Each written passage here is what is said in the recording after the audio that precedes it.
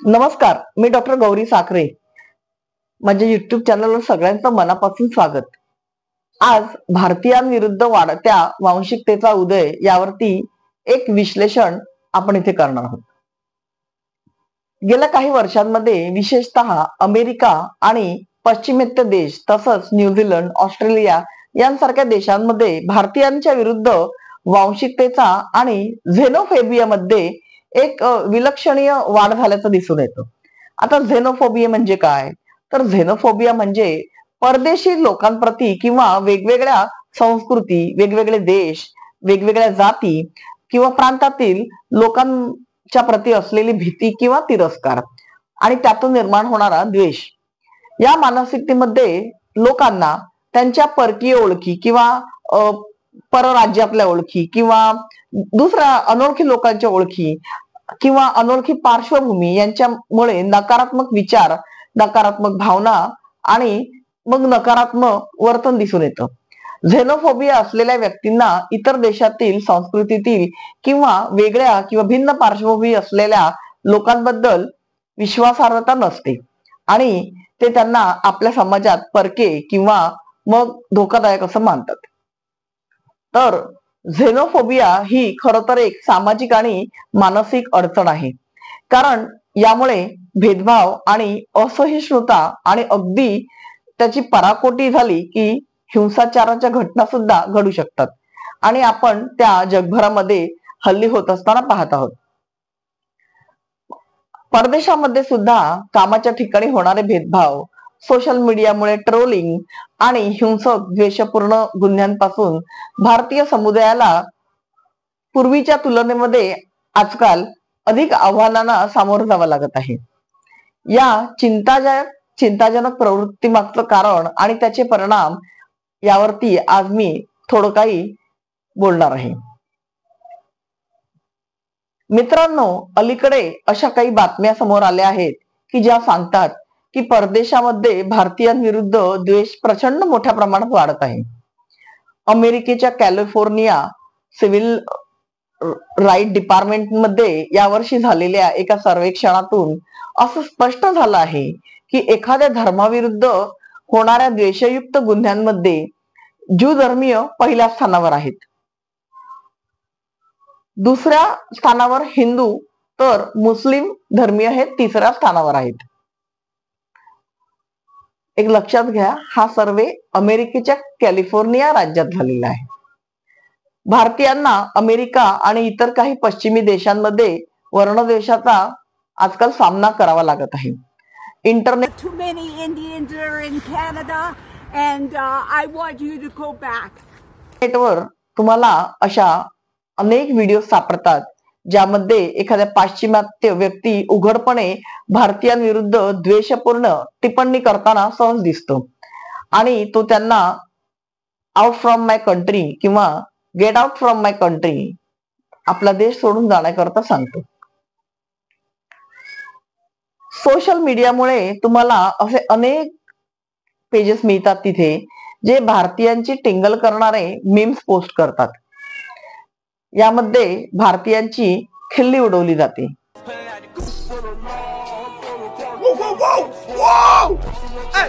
त्यांना मागासलेले, अस्वच्छ, करी किंवा कढीसारखा वास असणारे लोक, स्कॅमर्स आणि रस्त्यावर आरडाओरडा करणारे, धिंगाणा घालणारे लोक असं दाखवलं जातं. काही मीम्स त्यांना इंग्रजी उच्चारांचा आणि भाषा शैलीचा मजाक उडवण्याकरता प्रत्येक वाक्याच्या शेवटी सर शब्द लावला जातो असं म्हणतात. हे दाखवण्यासाठी की भारतातल्या प्रत्येकाला ते लोक सर म्हणत असतात. इकडे मी एक तुम्हाला छोटस उदाहरण देते. आम्ही जेव्हा इथे अमरावतीमध्ये घर घेणार होतो तेव्हा ते सेल्स ऑफिसरचे लोक, माझा मुलगा तर तेव्हा 17 वर्षांचा होता, नुकतंच त्याला 18 लागलं होतं, तर ते त्याला सर म्हणत होते.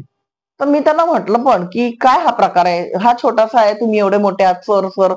म्हटलं त्याचं नाव सुमेध आहे, तुम्ही त्याला सुमेध म्हणा किंवा अहो सुमेध म्हणा. तुम्हाला जर नाही म्हणे आम्हाला असं सांगितलंय सर.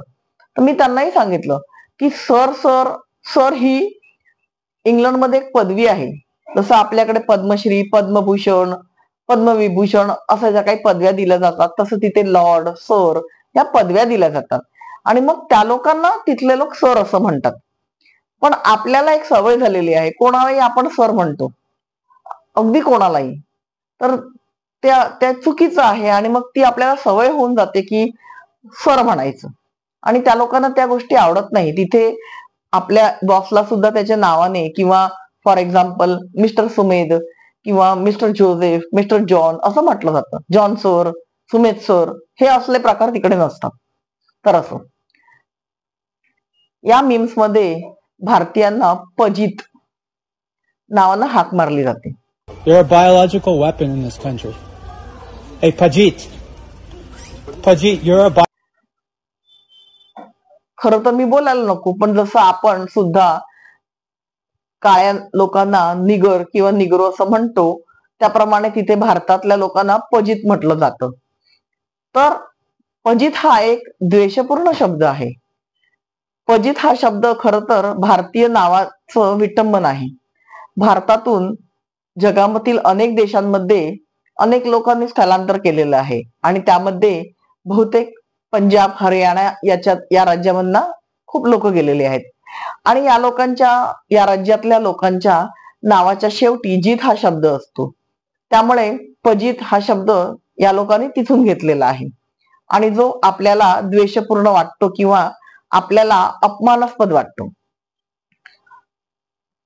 मित्रांनो, भारतीयांविरुद्ध या वाढत्या द्वेषभावनेचे कारण काय असावं?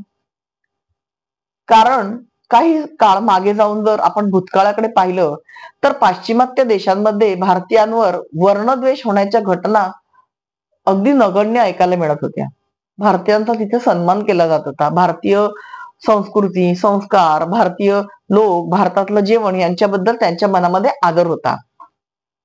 भारतीय लोक मेहनती आहेत, अत्यंत हार्ड वर्किंग, कोणत्याही वादापासून दूर राहण्याची त्यांची प्रवृत्ती असते. अतिशय मेहनती समाज, कोणतंही काम करायला न लाजणारी अशी ती मुलं तिथे जात होती. आपल्याला माहित आहे की किंवा माहित असेल सगळ्यांना की पंजाबमध्ये स्वातंत्र्यापूर्वी सुद्धा अनेक पंजाबी सुतारांना इंग्लंडमध्ये सुतार कामासाठी नेलं होतं आणि इंग्लंडमधले आज अनेक चर्चमध्ये जे काही लाकडी काम केलं आहे ते इथल्या सरदार सुतारांनी केलं होतं. मग अचानक गेल्या काही वर्षात असं काय घडलं की भारतीयांविरुद्ध वेगवेगळ्या देशांमध्ये प्रचंड द्वेष वाढला आहे. या मागचं कारण शोधताना मला एक कारण आढळलं, मुख्य म्हणजे की पाश्चिमात्य देशांमध्ये जॉब मार्केट आता सॅच्युरेट होत आहे. अशा परिस्थितीमध्ये तिथले लोक बाहेरून येणाऱ्या लोकांना त्यांच्या नोकऱ्यांवर धोका म्हणून पाहू लागले आहेत.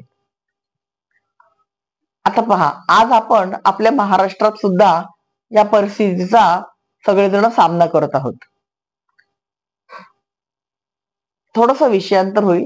एक कामाकरता समजा एक आपला मराठी माणूस जर 1000 रुपये घेत असेल तर तोच बाहेरून आलेला किंवा युपी बिहारकडचा माणूस इथे येऊन जगावं, तगावं आणि त्याला बिझनेस मिळावा म्हणून तो त्या कामाचे 600-700 रुपये घेतो.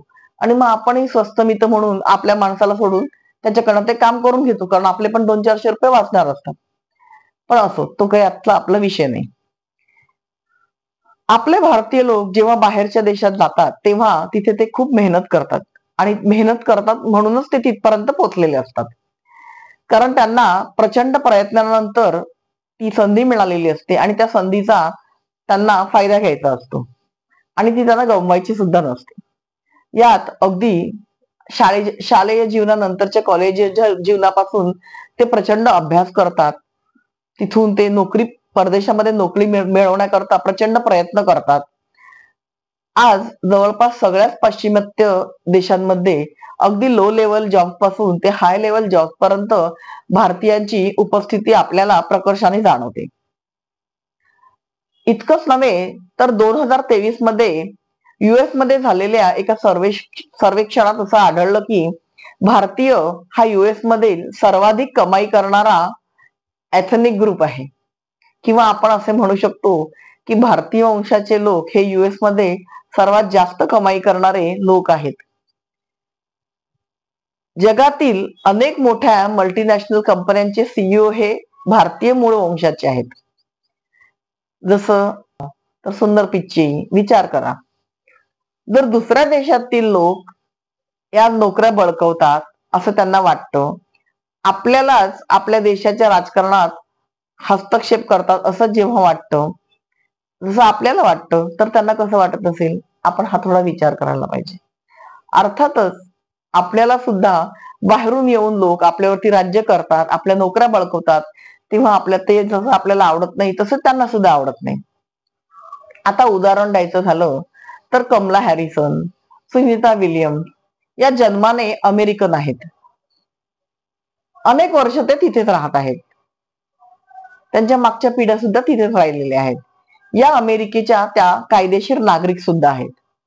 पण आज त्या अतिउच्च पदावर गेल्या म्हणून इकडे भारतामध्ये त्या भारतीय कशा आहेत हे सांगण्यासाठी अक्षरशः उच्छाद मांडला जातो.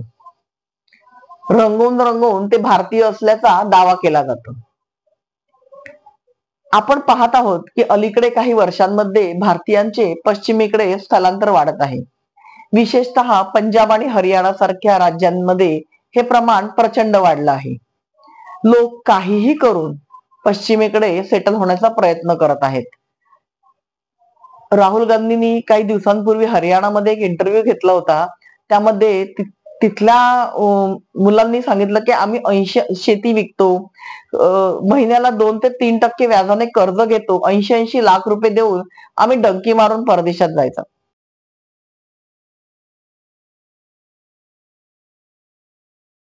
तेव्हा राहुल गांधींनी विचारलं सुद्धा होतं की का तुम्ही असं करता? 80 लाख जर तुम्ही करू शकता तर 80 लाखात तुम्हाला इथे रोजगार नाही का निर्माण होणार? किती मोठी 80 लाख ही काही छोटी रक्कम नाहीये.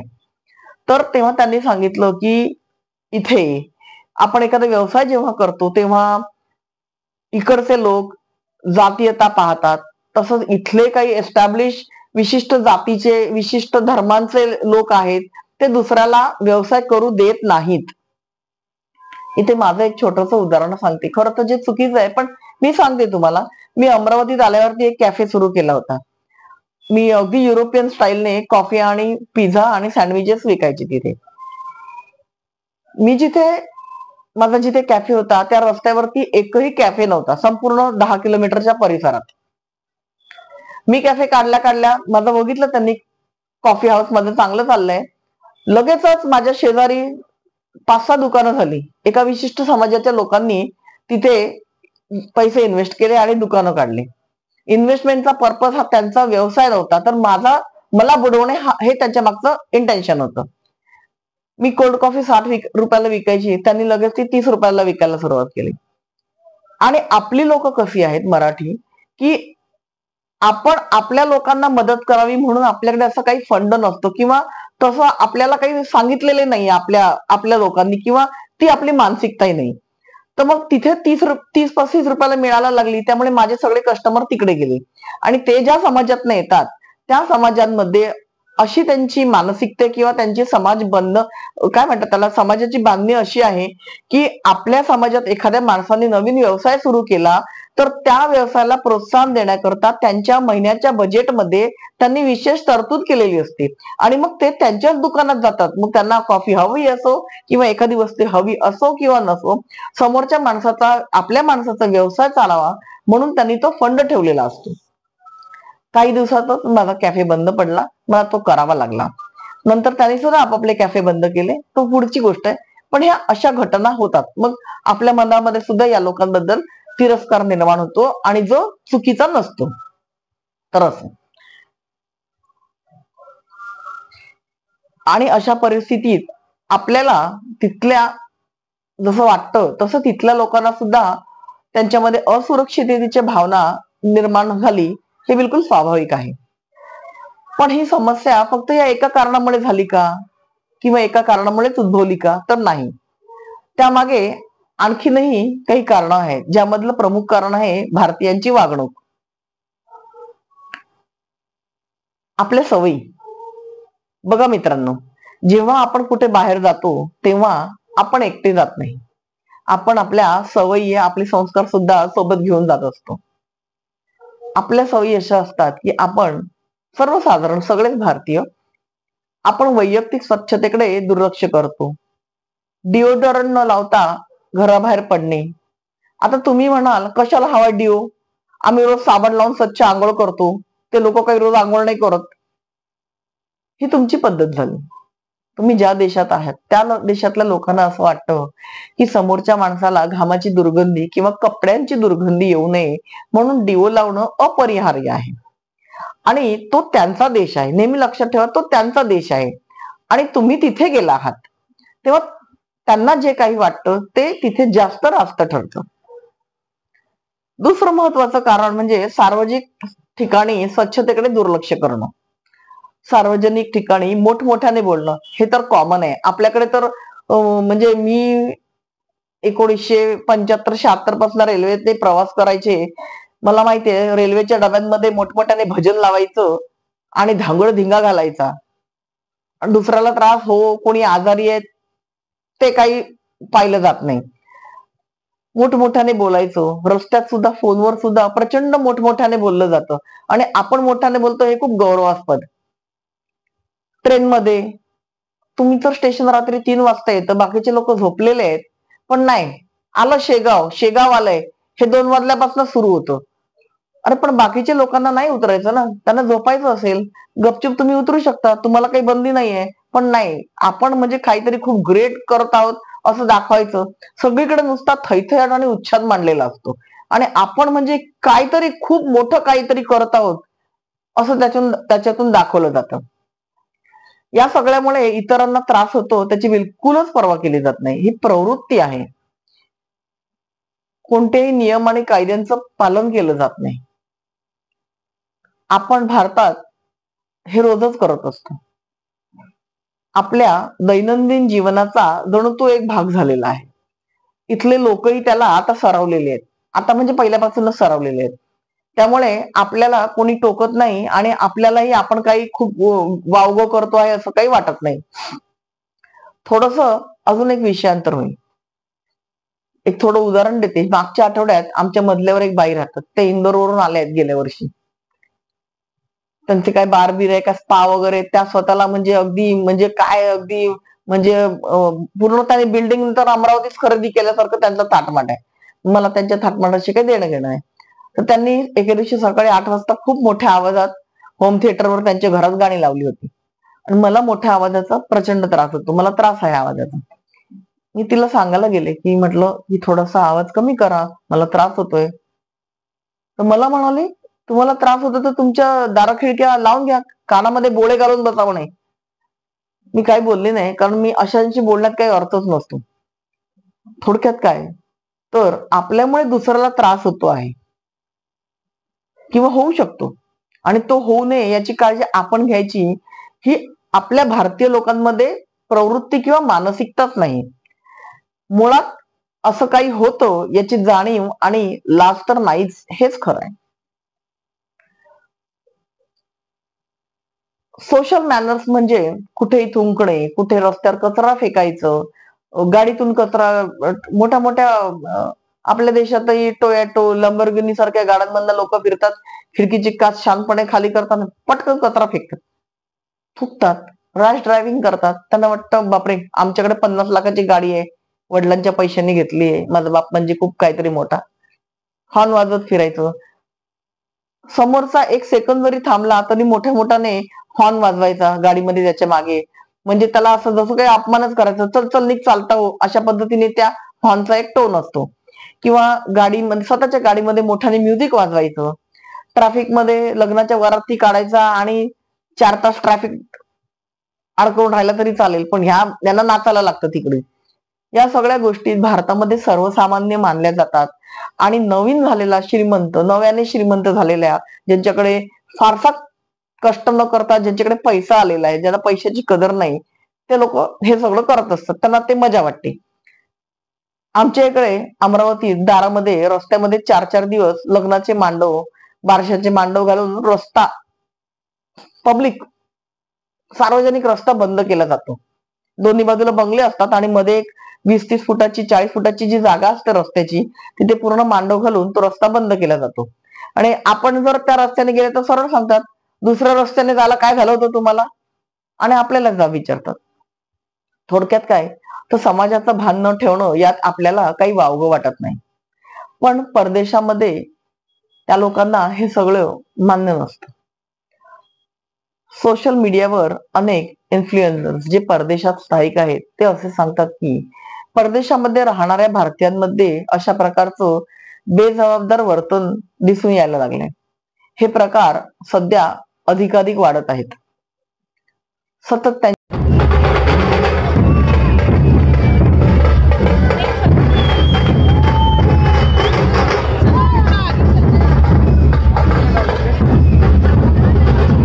त्यांच्या जेवणाला नावं ठेवायची. सुकलेले पाव खातात, शिळे पाव खातात. तुम्ही नाही का खात कालच्या भाकरी? तुम्ही नाही का कालच्या भाताला फोडणी घालून खात? तुम्ही नाही का डबे भरून भरून पदार्थ बनवून खात? पण नाही, दुसऱ्याला सतत नावं ठेवायची. आपल्याकडे ही खूप घाणेरडी प्रवृत्ती आहे. एक लक्षात घेतलं पाहिजे, जेव्हा आपली कम्युनिटी किंवा लोकसंख्या मोठी होते तेव्हा लोक अशा प्रकारे ह्या गोष्टी उघडपणे करू लागतात, ज्यामध्ये त्यांना पूर्वी कधीतरी संकोच वाटत असायचा. उदाहरणार्थ पूर्वी खूप कमी लोक होते इंग्लंडमध्ये किंवा अमेरिकेतल्या अनेक राज्यांमध्ये किंवा जर्मनीमध्ये किंवा काही अनेक युरोप मधल्या देशांमध्ये, तेव्हा तिथे भारतीय आजचे सण शांततेत साजरे केले जायचे. गणपती पण आणायचे, घरामध्ये बसवायचे, थोडक्यात विसर्जन करायचे किंवा मग पितळेची मूर्ती घ्यायचे. त्याला आपण जे काही करतो ते सगळं आरती हळू आवाजात, नैवेद्य वगैरे सगळं केलं जायचं आणि ते छान असायचं, छान वाटायचं. अजिबात गोंधळ नसायचा. ते गोरे लोक सुद्धा यायचे, अगदी त्यांना आनंद व्हायचा आपण त्यांना बोलवलं की. आपले प्रसाद, आपले मोदक, आपल्या पुरणपोळ्या ते आनंदाने खायचे आणि त्यांना ते एक नाविन्यपूर्ण गोष्ट. पण तेव्हा गोंधळ वगैरे सगळं शांततेत व्हायचं. पण आता जसजशी तिकडे लोक वाढायला लागली तसं तिथे उन्माद सुद्धा वाढायला लागला आणि उन्माद ही संस्कृती बनली आहे. आणि त्यामुळे आता मोठ्या प्रमाणात गोंधळ घालून वेगवेगळे सण साजरे केले जातात आणि त्यांच्यापेक्षा आमची संस्कृती कशी महान आहे ह्याचा त्यांच्यावरती काय म्हणतात आपण त्याला, त्यांच्यावरती आपण ते एक प्रभाव पाडायचा प्रयत्न करतो.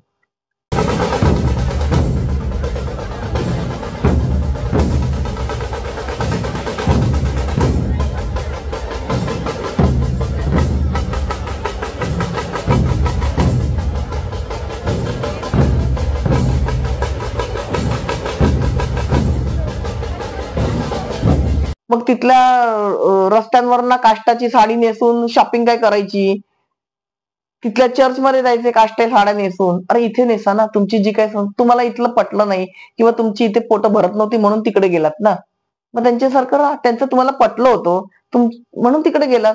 तुमच्या घरात घाला, त्यात तुमच्या फ्लॅटमध्ये किंवा जिथे कुठे राहता काष्टे घाला, काय पण करा.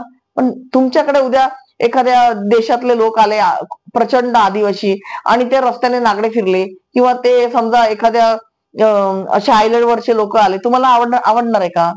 तुम्हाला जसं आवडणार नाही तसं त्यांचा सुद्धा विचार करा. त्यांनाही तुम्ही तशीच आदिवासी वाटत असाल. तुमच्यासाठी तुमची संस्कृती महान आहे, पण म्हणून त्यांनी तुमची संस्कृती महान म्हटलंच पाहिजे हा काय म्हणतात, हे त्यांनी तुमची संस्कृती महान म्हटलंच पाहिजे हा तुमचा अट्टहास का? आता नवीन शब्द सगळ्यांना माहिती झालेला आहे की डंकी मारणे. काही लोक डंकी मारणे पण म्हणतात, पण ते डंकी मारणे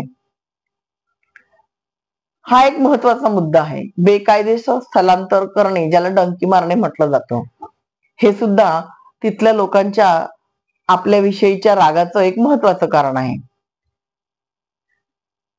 या डंकी मारणाऱ्या लोकांपैकी बरेचसे जण कमी शिकलेले आणि त्यांना नागरी शिस्तीचा अभाव असलेले असे लोक असतात. अत्यंत खेड्यापाड्यातले गरीब लोक जे सरळ सरळ एखाद्या कॉलेजमध्ये किंवा युनिव्हर्सिटीत ऍडमिशन घेऊ शकत नाहीत, असे लोक अमेरिकेत किंवा युरोपमध्ये डंकी मारून जातात. त्यामुळे त्यांचं वर्तन तिथे पूर्ण भारतीय समुदायातल्या स्टिरियोटाईप कचाट्यात सापडलेलं असतं. त्यांना ते तिथे अडकवलं. पंजाब आणि हरियाणातून किंवा आंध्र प्रदेशातल्या काही भागातून मोठ्या प्रमाणावरती लोक आपल्या जमिनी विकतात आणि अशा प्रकारे परदेशात जातात. तिथे गेल्यावर त्यांना अनेक गोष्टींची किंवा मॅनर्सची जाणीव नसते. अमेरिका, कॅनडा, इंग्लंड या देशांमध्ये तर लोक अशा प्रकारे डंकी मारून जात आहेत. डंकीसाठी रोज नवनवीन मार्ग सुद्धा शोधले जात आहेत. युरोपमध्ये प्रवेश करण्याकरता अनेक लोक रशिया, बेलारूस, कझाकिस्तान, जॉर्जिया अशा देशांमधून चोरून मार्ग काढत आहेत. म्हणजे या देशांचा पासपोर्ट घ्यायचा, तिथे टुरिस्ट व्हिसा घ्यायचा आणि नंतर तिथून डंकी मारून पुढे युरोपमध्ये जायचं. तुम्ही स्पेनमध्ये बघाल तर इकडे मोठे मिशीला काय म्हणतात, पीळ मारून सांगतात की आम्ही स्पेनमध्ये आहोत, आम्ही फ्रान्समध्ये आहोत, आम्ही स्वीडन, नॉर्वे, न्यूझीलंड कुठे कुठे आहेत सांगतात. आणि नंतर तिथे समजतं की ते तिथे चहा विकतात, तिथे घड्याळ विकतात, 100 म्हणजे 1.5-2 युरोला गॉगल्स विकतात. हे सगळे कामं ते तिथे करत असतात. या सगळ्या चोरून काढलेल्या मार्गांमुळे आणि त्यांच्या देशामध्ये घुसखोरी केल्यामुळे ते लोक आपल्याला अक्षरशः वैतागलेले आहेत. कारण हे तिथलं अत्यंत निम्न सामाजिक दर्जाचं जीवन जगत असतात. सहज मिळणारा आपल्याला भारतीय लोकांना रशियन व्हिसा सहज मिळत होता. पण आता प्रत्येक रशियन व्हिसा मागितला की प्रत्येक भारतीयाकडे संशयानं पाहिलं जातं. आपल्याला रशियात कधी अडवलं जात नव्हतं एअरपोर्टवरती, पण आता प्रचंड चौकशी केली जाते. थोडासा जरी संशय आला तर डिपोर्ट केलं जातं. तर अनेक वेळा टुरिस्ट किंवा व्हिजिटिंग व्हिसावर सुद्धा जाणाऱ्या लोकांना अशा प्रकारे चौकशीचा सामना करावा लागतो. कारण ह्या प्रकारचा व्हिसा घेऊन जाणारे लोक आपला व्हिसा संपला तरी परदेश सोडायला तयार नसतात. मग ते काय करतात, तिथल्या लोकल मुलींशी लग्न करतात आणि एखाद्या दूरवरच्या छोट्याशा टाउन मध्ये जाऊन राहतात. काही भारतीय विद्यार्थ्यांना, आता हा थोडासा वेगळा विषय आहे कारण आपल्याकडे ते काही कल्चर नाही, पण तिकडे आहे. काही भारतीय विद्यार्थ्यांना तिथल्या फूड बँक मधून मोफत धान्य घेताना आणि तसे व्हिडिओ ब्लॉगिंग करताना, ब्लॉगवर टाकताना तिथल्या लोकांनी पाहिलेलं आहे. आपणही असे व्हिडिओ पाहिलेले आहेत. दोस्तों, क्या आप जानते हैं जर्मनी के कुछ हिस्सों में लोग गरीबों, ज़रूरतमंदों और भूखे लोगों के लिए सड़कों के किनारे खाद्य पदार्थों के बैग लटका जाते हैं। बिना किसी सार्वजनिक प्रदर्शन, कोई वीडियो नहीं, कोई नाटक नहीं, केवल शुद्ध प्रेम और सद्भावना। फूड बँक ही मुख्यतः तिथल्या गरीब काय म्हणतात तुम्ही त्याला, गरीब गरजू लोकांना अन्न देण्यासाठी असते. तुम्ही इथून विद्यार्थी म्हणून जाता, लाखो रुपये फी भरता, तुम्ही तिथे लाखो रुपये खर्च करता, तुमच्या राहण्याचा खर्च असतो. तुम्ही खाण्यासाठी खर्च नाही करू शकत का? तुम्ही नोकरी करता, ते तुमचे पैसे तुम्ही इथे पाठवता, तुम्ही तुमचा खर्च करा. त्यामुळे या फूड बँकचा गैरवापर केल्यामुळे सुद्धा भारतीय समाजाची प्रतिमा खूप खराब झालेली आहे. म्हणजे 2 अनुभव सांगणार आहे मी तुम्हाला इथे. मी बर्लिनमध्ये काही कामासाठी गेले होते, तेव्हा तिथे एका 3 स्टार हॉटेलमध्ये मी थांबले होते. तिथे हॉप म्हणून पर्पल लाईनची एक सिटी टूर करणारी बस असते. मी त्याचं 35 युरोचं तिकीट काढलं होतं. म्हणजे मी 3 दिवस संपूर्ण बर्लिन शहरात त्या बसमधून कुठेही जाऊन कुठेही उतरून परत माझ्या हॉटेलपर्यंत येऊ शकत होते. सगळी शहरातली सगळी ठिकाणं आपण त्याच्यामध्ये कव्हर करतो. मला बसमध्ये एके दिवशी माझ्या हॉटेलमध्येच थांबलेले गुजरात आणि महाराष्ट्रातील एका कंपनीतून आलेले अगदी तरुण होते, ते 25-27 वर्षाचे. तर ते 4-5 इंजिनियर्स भेटले. ते माझ्याच हॉटेलमध्ये कंपनी मार्फत थांबले होते. मला त्यांनी ओळखलं लगेच. मग मला म्हणाले की आमच्या थोडंसं बोलणं झालं. मला म्हणाले तुम्ही कोणत्या रूम मध्ये राहतात? तर मी सांगितलं मी काय 3rd फ्लोअरला कुठच्या ज्या रूम मध्ये होते. तर ते म्हणाले की तुम्हाला तुमच्या रूम मध्ये एक मिनी फ्रीज आहे, म्हणजे त्याला आपण मिनी बार असं म्हणतो, छोटासा फ्रीज असतो. त्यामध्ये त्यातलं तुम्ही काही घेतलंय का? तर त्याच्यात पाणी सुद्धा असतं आणि अगदी शॅम्पेन सुद्धा असते. मी म्हटलं नाही, मला त्यातलं काही घ्यायची गरजच लागली नाही. कारण मी सकाळी ब्रेकफास्ट करून निघते, जो माझ्या पॅकेजमध्ये इन्क्लूड आहे, हेवी ब्रेकफास्ट आहे, तो घेऊन मी निघाले. म्हणजे तिथे खाऊन निघाले की मी दिवस बाहेर असते, मग येताना जेवूनच येते रात्री. तर मग म्हणाले नाही, त्याच्यामध्ये फ्रुट्स आहेत, चॉकलेट्स आहेत, टॉबलर्स आहेत, टॉबलर 1 चॉकलेट्स आहेत आणि थोड्या वाईन आणि बिअरच्या बाटल्या आहेत. तर तुम्हाला उपयोग नसेल तर तुम्ही त्या आम्हाला आणून देऊ शकाल का? आम्ही तुम्हाला काही युरो देऊ. मी म्हटलं म्हणजे मला काही बोलताच नाही आलं. तर त्याच्यामधला एक मुलगा काय म्हणाला, तुम्ही बर्लिनमध्ये असता आणि तुमच्या नावाच्या आधी जर डॉक्टर असेल, तर तुमच्या बॅगा काही चेक होत नाही किंवा तुम्ही जेव्हा रूम सोडता, चेकआउट करता, तेव्हा तुमची रूम न चेक करता तुम्हाला डायरेक्टच चेकआउट करता येतं. कीज तुम्ही नेऊन दिल्या की ते इनफ असतं. तर मी म्हटलं पण मला समजलं नाही आणि माझ्या चेहऱ्यावर ते लगेच दिसलं होतं. तो पाहून तर लगेच म्हणाला, की तिथे 3-4 ना वाईनच्या बाटल्या, एक शॅम्पेनची बाटली आहे आणि तुम्ही त्यातलं ते आणि मला एक Toblerone चॉकलेट आणून द्याल का? चेकआउटच्या वेळेस म्हणजे तुम्ही चेक केलं तर नाही समजणार आहे त्यांना. मला काही तुम्हाला बिलही लागणार नाही म्हणे त्याचं. मग मला काही बोलताच नाही आलं. म्हणजे ही कंपनीतनं मुलं पाठवली आपल्या देशातून आणि ही मुलं अशी वागतात. मला खरंच खूप आश्चर्य वाटतं कधी-कधी, की काय लेव्हलवरती आपण म्हणजे शिकलेले आहोत ना, आपण तर शिकलेले आहोत म्हणून तिथपर्यंत पोहोचलो. मला काहीच बोलता नाही आलं. मला नको असलेल्या स्टॉपवर मी उतरून गेले, कारण मला त्यांच्याशी काही संवाद करायचाच नव्हता. ही प्रवृत्ती झाली. आता ती मुलं जर्मनीला आली आणि जर दारू पीत असतील, तर त्यांना 20-30 युरोची, 40 युरोची असेल एखादी बाटली परवडणार नाही का? आणि नसेल परवडत आणि नाही पिलं तर काय बिघडणार आहे? पण असं उचलेगिरी का करायची? बरं स्वतः तर करतात, स्वतः तर केलीच असेल किंवा मला करायला लावली. कशासाठी? म्हणजे कुठे काही फुकट मिळालं आणि ते कोणाच्या लक्षात येणार नसेल, तर सहज उचलेगिरी केली जाते. ह्या इन्सिडेंट बद्दल मी 2017 मध्ये माझ्या फेसबुक पेजवर सविस्तरपणे लिहिलं होतं. तशीच एक घटना अजून होती. मी बर्लिन म्युझियम बघायला गेले होते. तेव्हा मी कोट घातला होता आणि तो थंडी आणि पावसासाठी असा दोन्ही होता. थंडी आणि पावसासाठी होता. पण माझ्याकडे छत्री नव्हती आणि त्या कोटला टोपी नव्हती. थोडासा पाऊस आला तर माझ्या शेजारी एक बाई उभी होती. तिच्याकडे तो कोट होता रेनकोट. तर तिने तिच्या हातातली छत्री मला काही बोलली नाही. पण ती माझ्यापासून 10 फुटावर नेऊन ठेवून दिली.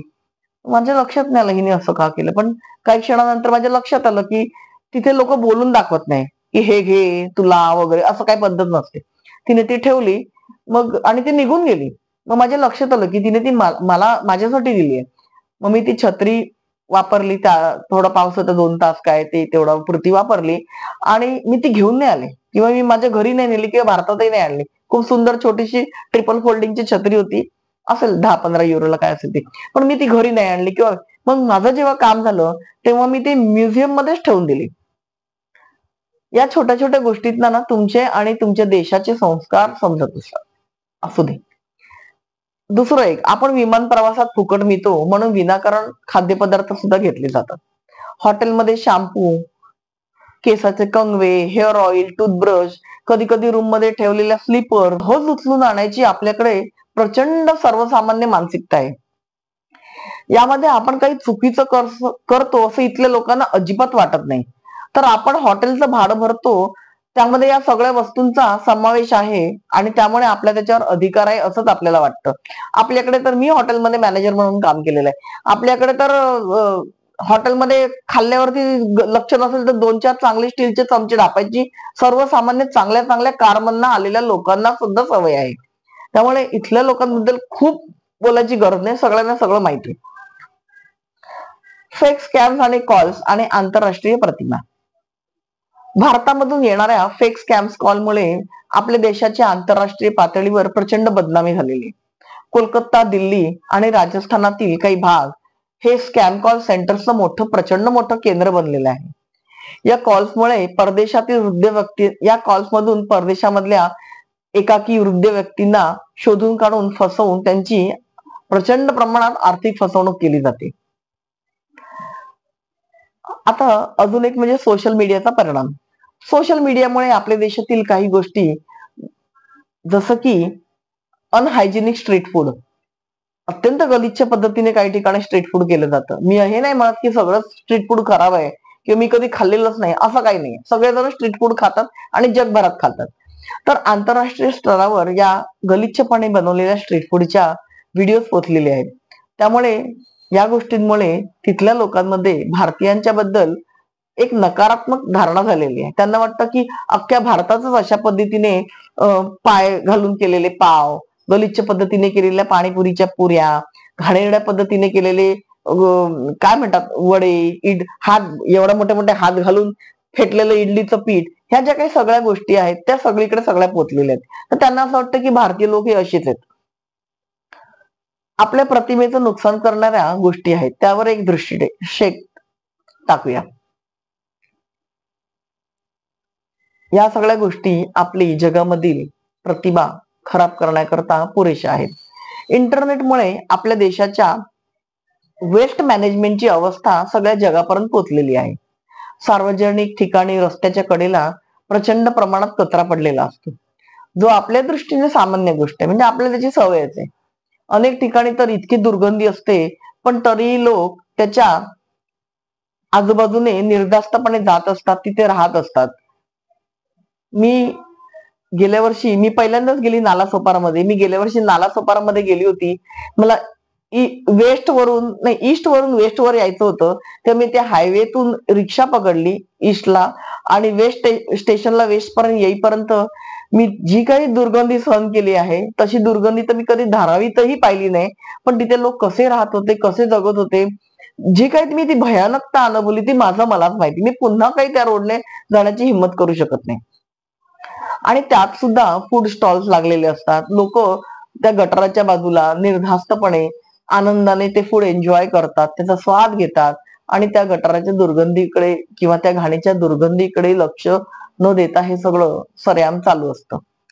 रस्त्यावर कुठेही कचरा टाकायचा, गुटखा खाऊन थुकायचं, हे आपल्या दृष्टीने अगदी साध्या गोष्टी आहेत. आजही सरकारच्या प्रयत्नानंतर देशातील जवळपास 11% लोकसंख्या उघड्यावर शौच करताना आढळलेली आहे. हे खरं तर अत्यंत लाजिरवाणी बाब आहे. सकाळी मुंबई लोकलने प्रवास केला तर ज्या रेल्वे ट्रॅकवर रेल्वे येणार नसते, तिथे लोक म्हणजे शेकड्याने लोक उघड्यावर संडास करताना आज सुद्धा दिसतात. सकाळी आपण 6:30 पावणे 7ची ट्रेन पकडली आणि दारात उभे राहिलो की म्हणजे ते नको असं वाटतं आपल्याला. सकाळ कशी प्रसन्न असते, असं वाटतं छान वारा घ्यावा, पण ते काही होत नाही. आज देश स्वतंत्र होऊन 75 वर्ष झाली, तरी देशाच्या पंतप्रधानांना लोकांना कसं आणि कुठे हगायचं हे टेलिव्हिजनवर दिवसातून 40-50 वेळा कित्येक महिने सांगायची वेळ येते, आणि त्यासाठी ऍड करावी लागते. मित्रांनो, आपल्याकडे वेस्ट मॅनेजमेंटची किंवा कचऱ्याची कोणतीही धोरणं नाहीत. अनेक ठिकाणी कचरा उघड्यावरच टाकला जातो. टायर 2 आणि टायर 3 शहरांची तर गोष्ट सोडा, राजधानी दिल्ली मध्ये सुद्धा किंवा दिल्लीच्या बाहेर कचऱ्याचे प्रचंड ढिगारे चारही बाजूंनी उभे आहेत. कुतुब मीनार को टक्कर देगा. त्यामुळे दिल्लीत येणाऱ्या जाणाऱ्यांना भयंकर दुर्गंधीचा त्याचा सामना करावा लागतो. मी स्वतः ते पाहिलेले आहेत. आपल्या नद्या जणू गटारामध्ये रूपांतरित झालेल्या आहेत, होत आहेत वगैरे नाही, झालेल्या आहेत. ज्या नद्यांना आपण आई मानतो, आपल्याकडे सगळ्याला आई बाबा असंच म्हणायची, नाती जोडायची सवय झालेली, पण ती निभावायची सवय आपल्याला नाही. तर आपण त्याला आई मानतो नदीला, आणि त्या नद्यांमध्ये शहरातली सगळी घाण टाकली जाते. भूतानमध्ये मी गेले होते. भूतानमध्ये कायदा आहे की तुम्ही नदीतलं पाणी एखाद्या डब्याला दोरी लावून काढू शकता, तुम्ही नदीमध्ये उतरू शकत नाही. तिथे कायदे कडक आहेत. त्यामुळे नद्या काचेसारख्या स्वच्छ आहेत. भूतान एक छोटासा देश आहे, आपल्या एखाद्या राज्यापेक्षा किंवा मी म्हणेन आमच्या विदर्भापेक्षा सुद्धा छोटासा देश आहे. तिकडे हे कायदे तिथले लोक काटेकोरपणे पाळतात. नगर निगम ने अपनी या नद्यांमध्ये घाण टाकताना आपल्याला काही वाटत नाही. आपल्याला दुर्दैवाने या बाबतीत आपण खूप सेक्युलर आहोत. आपल्या धार्मिक प्रतीकांबद्दल कोणी काही बोललं तर आपल्याला सहन होत नाही, आपण त्याच्यावर झुंडी करून तुटून पडतो. पण या नद्यांमध्ये ज्याला आपण आई मानतो, ज्याला आपण देवी मानतो, जी स्वर्गातनं आली आहे थेट पृथ्वीवर, असे सगळे आपल्याकडे रंजक कथा आहेत पुराणात. पण तिथे घाण टाकताना मात्र आपल्याला हे विचार येत नाही. तेव्हा आपल्याकडे ह्या कथा बिथा काही नसतात. लहान मोठ्या शहरातील सगळ्याच नद्या आज आपण गटार किंवा नाले बनवून टाकलेले आहेत. हवा आणि पाण्याचा स्वच्छतेचा विचार केला तर परिस्थिती अतिशय वाईट आहे. देशातील उत्तरेकडील भागांमध्ये काही हिमालयातील प्रदेश सोडले तर हवामानात प्रदूषणाची स्थिती प्रचंड गंभीर आहे. वर्षभरात काही मोजकेच दिवस असे असतात की जेव्हा हवेची गुणवत्ता सामान्य श्रेणीमध्ये असते. इतर वेळेस ती सुरक्षिततेच्या मर्यादेपेक्षा खूपच खाली असते. स्वच्छ हवा, स्वच्छ पाणी या मूलभूत गरजा असल्या तरी दुर्दैवाने आपल्या देशामध्ये त्या सहजपणे उपलब्ध नाहीत किंवा सर्वसामान्य उपलब्ध नाहीत. पण या गोष्टी जागतिक पातळीवर आपली प्रतिमा कशी खराब करतात याचा आपण कधी विचार केला का? आपण तो करूही शकत नाही. ट्रॅव्हलर ब्लॉगर्सच्या अनुभवातून भारताची प्रतिमा जगातील जवळपास सगळ्याच देशांमध्ये पोहोचलेली आहे.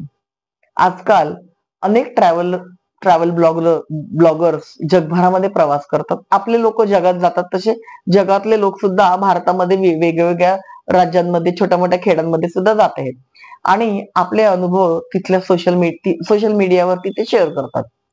असेच काही विदेशी ट्रॅव्हल ब्लॉगर्स जेव्हा आपल्या देशात येतात तेव्हा ते इथे घेतलेले अनुभव केवळ स्वतःपुरते मर्यादित ठेवत नाही तर ते जगातील लोकांपर्यंत पोहोचवतात.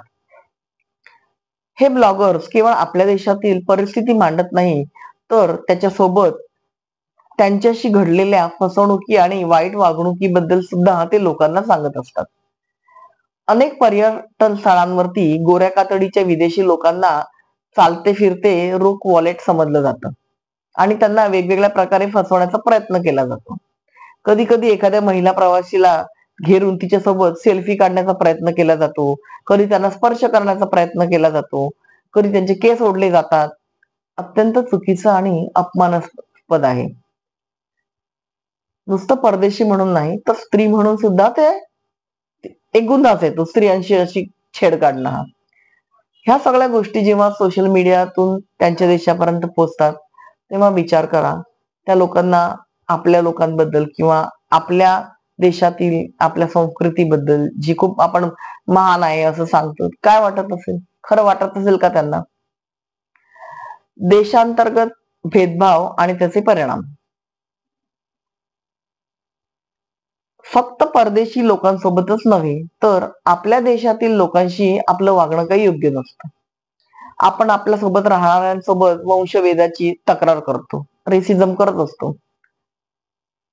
कसं काय? तुम्ही म्हणाल नाही चुकीचं आहे, पण करतो आणि ते चुकीचं आहे आणि ते होऊ नये म्हणून आपण कधी विचार केला आहे का की आपण आपल्या देशातील लोकांशी किती भेदभाव करतो, किती खोटेपणा करतो? आपल्या देशातील आपल्याच लोकांच्या त्वचेच्या रंगावरून, डोळ्याच्या ठेवणीवरून, चेहऱ्याच्या ठेवणीवरून, ते कोणत्या प्रदेशातून आले आहेत अशी त्यांची चेष्टा केली जाते.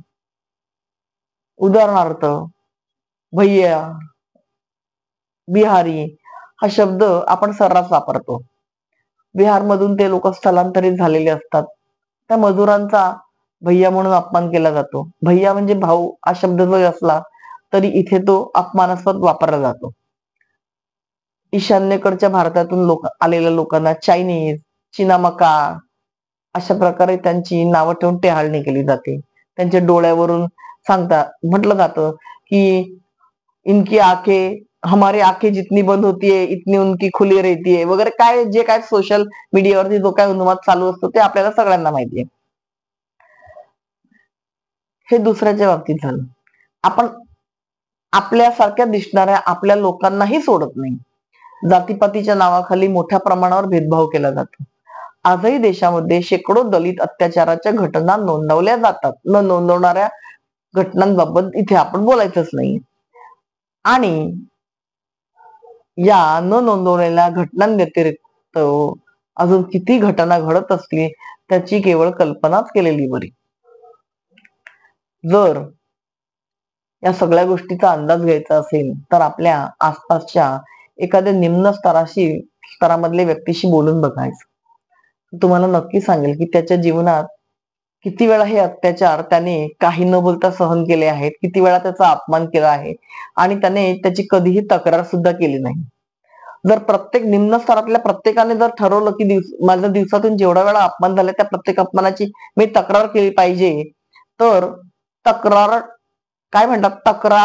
लिहायला कागद पुरणार नाहीत. इतकं प्रचंड प्रमाणात आपल्या स्वतःच्या देशात आपल्या लोकांशी आपण करत असतो. जातीवादाचे, आपल्याकडे जी जातीवाद आहे त्याचे जगामध्ये परिणाम दिसून येतात. आपल्याला असं वाटत असेल की आपल्या देशातील जातीय भेदभावाबद्दल जगाला काही माहिती नाहीये. मांजर डोळे मिटून दूध पितं तसं सगळं चालू असतं. तर आपण चुकीच्या समजुतीत आहात. सोशल मीडियामुळे या सगळ्या गोष्टी आता जगभर पोचलेल्या आहेत. याशिवाय आणखीही हे प्रकार आपल्या देशात आपण करतोच. आता ते वेस्टर्न देशांमध्ये सुद्धा घेऊन गेलेलो आहोत. खरंय, कारण आपण भारतात बाहेर जाताना सोबत आपली संस्कृतीही घेऊन जातो आणि मान्य करावे लागेल की जातीवाद हा इथल्या संस्कृतीचा एक भाग आहे किंवा धर्माच्या रचनेचा एक भाग आहे. आपण परदेशात जाऊन सुद्धा आपल्या लोकांशी जातीयतेच्या आधारावर वागतो. जातीय ग्रुप तयार करणे, तिकडे सगळे ग्रुप आहेत, तुम्हाला सगळ्यांना माहिती आहे, मला काही नावं सांगायची गरज नाहीये, ज्यामुळे आपली प्रतिमा तिथे अधिक खराब होत असते.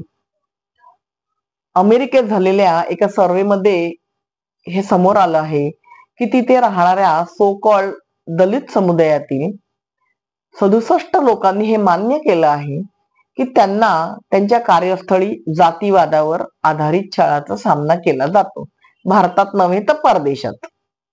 आणि 27% लोकांनी शारीरिक आणि मौखिक हल्ल्याच्या घटनांची नोंद केलेली आहे. या सर्व्हेमध्ये हे देखील समोर आलं आहे की त्यांची स्वतःची भारतीय समुदाय देखील त्यांच्या बरोबर मिसळताना जातीचा विचार करत असतात. म्हणजे लोकांना लक्षात येण्या इतपत जातीवाद परदेशात सुद्धा रुजवला गेला आहे. या घटना लक्षात घेत 2023 मध्ये अमेरिकेच्या सिएटल आणि नंतर कॅलिफोर्नियाने अँटी डिस्क्रिमिनेशन कायद्यामध्ये जातीवादाला देखील समाविष्ट केलं आहे. आपल्यासाठी लाजिरवाणी गोष्ट आहे. जेव्हा आपण दुसऱ्या देशात असतो तिथे आपण अल्पसंख्याक असतो आणि आपल्याला भेदभावाचा सामना करावा लागतो, तेव्हा आपल्याला खूप वाईट वाटतं. ते योग्य आहे. या विरोधात जे काही पाऊल उचलता येईल ते आपण उचलायला हवं. पण आपण कधी विचार केला आहे का की आपण आपल्या मायनॉरिटी सोबत, आपल्या देशातल्या मायनॉरिटी सोबत सुद्धा कसे वागत आहोत? मुस्लिम भारतामध्ये मुस्लिम ही सगळ्यात मोठी अल्पसंख्याक समुदाय आहे. ख्रिश्चन, आपण हल्ली जैनांना, शिखांना सगळ्यांना अल्पसमुदाय मानतो आणि ते आपल्या देशातले नाही, आपल्या धर्माचे नाहीत वगैरे वगैरे जे काय चालू आहे ते सगळ्यांना माहिती आहे. आणि सध्या त्यांच्या विरुद्ध द्वेष पसरवणं हा एक ट्रेंड बनला आहे. मुख्यधारा मीडिया आणि सोशल मीडिया प्लॅटफॉर्मच्या माध्यमातून मुस्लिम किंवा इस्लाम विरोधात खुलेआमपणे द्वेष पसरवला जातो. याहूनही जास्त आश्चर्याची बाब म्हणजे आपल्या देशाचे माननीय पंतप्रधान ते सुद्धा निवडणुकी दरम्यान या द्वेषाला हवा देताना आपल्याला दिसले होते आणि सगळ्यांनाच त्याचं प्रचंड आश्चर्य वाटलं होतं. त्याचा विरोधही झाला होता, त्याच्या बाजूने झुंडी आपल्या विरुद्ध लढल्या होत्या. या सगळ्या गोष्टी आल्या. 2024 मध्ये द हिंदू मध्ये प्रकाशित झालेल्या एका रिपोर्ट नुसार 2023 मध्ये मुस्लिमांविरुद्ध 668 हेट स्पीच इव्हेंट्स घडले होते. त्यातल्या 36% घटनांमध्ये मुस्लिमांविरुद्ध हिंसाचाराचा उल्लेख होता. द हिंदू मध्ये लिहिलेलं आहे. 25% घटनांमध्ये मुस्लिमांच्या पूजा स्थळांना लक्ष्य करण्याबद्दल चर्चा करण्यात आली होती आणि 63% घटनांमध्ये मुस्लिमांच्या विरोधात साजिश सिद्धांत जसे लव जिहाद, मुस्लिम लँड जिहाद, पॉप्युलेशन जिहाद इत्यादी सगळ्या गोष्टी पसरवल्या होत्या. याशिवाय मुस्लिमांचा आर्थिक बहिष्कार करण्याबद्दलही या भाषणांमध्ये खुलेआम बोललं जात होतं. काही स्थानिक नेत्यांनी या भागात याची अंमलबजावणी करण्याचा सुद्धा प्रयत्न केला होता आणि हे सगळं मीडियामध्ये सुद्धा आलेलं आपल्या सगळ्यांना माहिती आहे. नुकतंच उत्तर प्रदेशातल्या मुरादाबाद मधून एक घटना समोर आली, ज्यामध्ये एका मुस्लिम जोडप्याला समाजाच्या विरोधामुळे त्यांना त्यांचं विकत घेतलेलं घर विकायला मजबूर केलं गेलं होतं किंवा त्यांना ते विकायला लावलं होतं. या प्रकारच्या घटना देशभरामध्ये वारंवार घडत आहेत, जिथे मुसलमानांना हिंदू समुदायाच्या शेजारी घर विकत घेणे किंवा भाड्याने घेणे ही एक समस्या बनली. असे अनेक व्हिडिओ समोर आलेले आहेत, ज्यामध्ये मुस्लिमांना जय श्रीराम बोलण्यासाठी मजबूर केलं जातं आणि बोललो नाही तर त्यांना मारहाण केले जाते किंवा अपमानित केलं जातं. यावर आता काही लोक हे तर्क देतील किंवा पाकिस्तान आणि बांगलादेशमध्ये मायनॉरिटीची स्थितीला महत्व दिलं जात नाही, तिथे जा तुम्ही, तिथे द्या भाषण. प्रश्न असा आहे की आपण तिथे जे घडलं त्याचा बदला आपण आपल्या देशातल्या मुस्लिम समाजावर घ्यावा का, किंवा दुसऱ्याने चुकीचं केलं म्हणून आपण त्यापेक्षा जास्त चूक करायची आणि आपण कसे रास्त आहोत हे दाखवायचं, असं केलं पाहिजे? असं काही नाही. जर आपण हे म्हणत असाल की आपण आपल्या मायनॉरिटीजला चांगल्या पद्धतीने वागवलंय आणि थोड्याफार घटनांचा आपल्याला अनादर करावा लागेल, तर त्या लॉजिकनुसार आपल्याला पश्चिमी देशांमध्ये किंवा कोणत्याही परदेशांमध्ये होणाऱ्या आपल्या विरुद्धच्या जातीवादाला कडे देखील आपण दुर्लक्ष करायला हवं. कारण तिथे मायनॉरिटी म्हणजे आपल्याला जर त्यांनी जास्त पद्धतीने चांगलं वागवलेलं आहे आणि म्हणूनच तुम्ही तिकडे गेलेला आहात. इंडियन ओरिजिनच्या लोकांनी तिथल्या मोठमोठ्या कंपन्या चालवल्या आहेत आणि अगदी देशही चालवला आहे. इंडियन ओरिजिनचे ऋषी सुनक युकेचे पंतप्रधान होते आणि इंडियन ओरिजिनच्या कमला हॅरिस आज युएसच्या व्हाईस प्रेसिडेंट आहेत किंवा ते होत्या महिन्याभरापूर्वी. तेव्हा हे लोक भारतीय मूळ असून भारतीय लोक या गोऱ्या लोकांवर आता कसं राज्य करत आहेत याच्याबद्दल कॉलम भरभरून उन्माद संचारल्यासारख्या बातम्या केल्या जात होत्या किंवा पसरवल्या जात होत्या सोशल मीडियावरून. खरं तर हा ढोंगीपणा दांभिकता झाली, कारण त्या बॉर्न अँड बॉट किंवा जन्माने तिथेच ते वाढलेले आहेत. आता प्रत्येकाचं मूळ शोधायला गेलं तर मग ते आफ्रिकेतच सापडेल. मित्रांनो, हे सगळं काही चुकीचं आहे. ते कोणाशीही हो, आपण भेदभाव न करता निंदा अशा गोष्टीची खरं तर निंदा करायला हवी. अन्यथा हे आपण हिपोक्रेट आहोत किंवा ढोंगी आहोत असा कोणाचाही समज होऊ शकतो. आणि जर परदेशातील हिपोक्रेट आपण बनू नये असं वाटत असेल तर परदेशात किंवा विदेशात आपल्यासोबत होणाऱ्या जो वंशवाद किंवा आपण आता जातीवाद म्हणतो, वंशवादाविरुद्ध आपण नक्कीच आवाज उठवला पाहिजे. आपल्याला आपल्या देशात होणाऱ्या जातीवादा विरुद्ध सुद्धा त्यापूर्वी आवाज उठवायला हवा. आपण जर काही करत नसू तर आपण त्या विरुद्ध आपल्याला अधिकार आहे, नाहीतर आपणच ते करायचं आणि दुसऱ्याला म्हणायचं तू तसं करू नको, कोणी तुमचं ऐकणार नाही. कारण आज इंटरनेटमुळे सगळ्या जगभर या गोष्टी पोचलेल्या आहेत आणि आपली यामुळे केवळ प्रतिभा खराब होत नाही, तर त्यामुळे इतरांना आपल्यावर बोट दाखवण्याची संधी आपण सतत देत आहोत. याबरोबरच मला असं वाटतं की आपल्याला खोटी आत्ममूल्य आणि मोठमोठ्या शब्दांचा वापर करणं आता कुठेतरी थांबवण्याची गरज आहे. आम्ही विश्वगुरु आहोत, आमचा देश हजारो लाखो नाही आता तर कोट्यावधी वर्षांपासून अगदी पृथ्वीच्या निर्मितीच्या आधीपासून आम्ही कसे महान आहोत, आमचा धर्म खूप महान आहे, आमची संस्कृती कशी महान संस्कृती आहे जगामध्ये, आमचा धर्म संपूर्ण विज्ञानाने भारंभार भरलेला आहे, अशा पुशारक्या मारून काही उपयोग होणार नाही. हे सगळं करून आपण आपल्याला स्वतःला फसवू शकतो, पण जग मूर्ख नाही. हे खरं आहे की आपला धर्म आणि संस्कृतीमध्ये अनेक गोष्टी चांगल्या आहेत.